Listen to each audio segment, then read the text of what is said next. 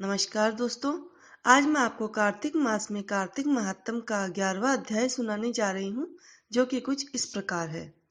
नारद जी ने कहा, एक समय जलंधर पत्नी सहित असुरों से सम्मानित होकर सभा में बैठा था, तो परम कीर्तिवान श्री शुक्राचार्य जी वहां पहुंचे, जिनके तेज से सब दिशाएं प्रकाशित हो गई।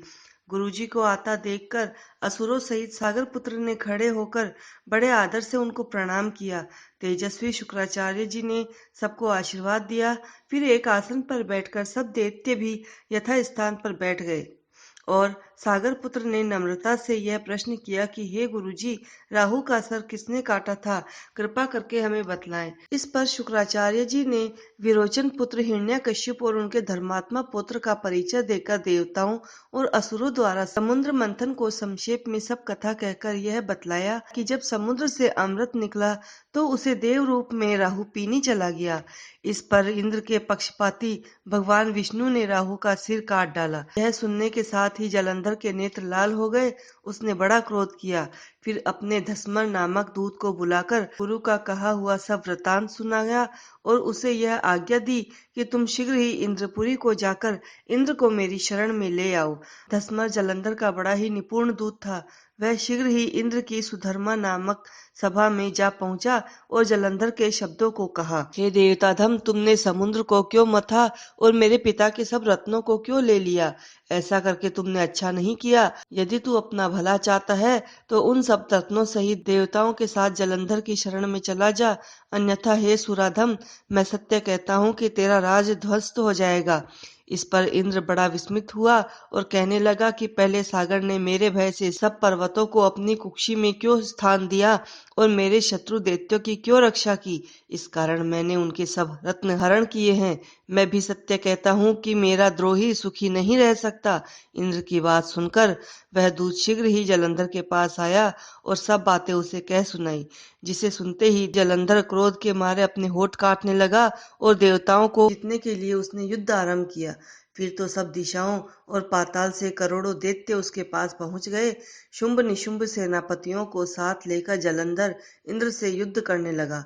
शीघ्र ही इंद्र के नंदन वन में उसने अपनी विशाल सेना उतार दी। वीरों की शंख ध्वनि और घोर गर्जन से इंद्रपुरी गूंज उठी।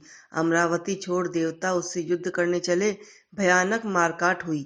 दोनों पक्षों के आचार्य अपने अपने मृतकों को जिलाने लगे। असुरों के आचार्य गुरु शुक्राचार्य अपनी मृत संजीवन विद्या से और देव गुरु बृहस्पति द्रोणागिरी से औषधि लाकर मुर्दों को जिलाते रहे।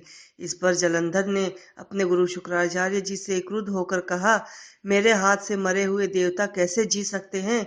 जिलाने वाली विद्या तो सब आपके पास ही है, फिर यह क्या बात है? इस पर श्री शुक्राचार्य जी ने देवगुरु बृहस्पति जी द्वारा द्रोणगिरी से औषधि लाकर देवताओं के जिलाने की बात कह दी। यह सुनकर जलंधर और भी क्रुद्ध हो गया। श्री शुक्राचार्य जी ने कहा कि क्रुद्ध क्यों होते हैं? यदि शक्ति हो तो द्रोणागिरी पर्वत को उखाड़कर समुद्र में फेंक दूं, तब मेरे कथन की सत्यता प्रमाणित हो जाएगी। इस पर जलंधर क्रुद्ध होकर शीघ्र ही द्रोणागिरी पर्वत के पास जा पहुंचा और अपनी भुजाओं द्वारा उसे जड़ से उखाड़कर समुद्र में फेंक दिया। यह भगवान शंकर का तेज था। इसमें जलंधर की कोई विचित्रता नहीं थी। पश्चात यह सागर पुत्र युद्ध भूमि में आकर बड़े वेग से देवताओं का संहार करने लगा। जब बृहस्पति औषधि लेने के लिए द्रोणागिरी पर्वत पहुंचे तो द्रोणागिरी की जगह सुनसान मैदान मिला। तो वह भयभीत होकर देवताओं के पास आए और कहा कि युद्ध बंद कर दो, तुम लोग अब जलंधर को नहीं जीत सकोगे। पहले इंद्र ने जो भगवान शंकर का अपमान किया था, यह उसी का फल है। यह सुनकर देवता युद्ध की आशा त्याग अत्यंत ही व्याकुल होकर इधर उधर भागने लगे। सिंधु सुत निर्भय होकर अमरावती में प्रविष्ट हो गया। इंद्र आदि देवताओं ने गुफाओं में शरण ली। तो भक्तों, यह था कार्तिक महात्म का 11वां अध्याय।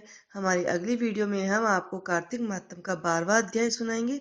इसलिए हमारे चैनल को आपने अभी तक सब्सक्राइब नहीं किया तो आप उसे सब्सक्राइब कर लीजिए, जिससे कि वह 12वां अध्याय आप मिस ना कर सके। और अगर आपको यह वीडियो पसंद आई हो तो आप हमारी इस वीडियो को लाइक कीजिए और शेयर कीजिए, जिससे कि ज़्यादा से ज़्यादा लोग इसका लाभ उठा सकें।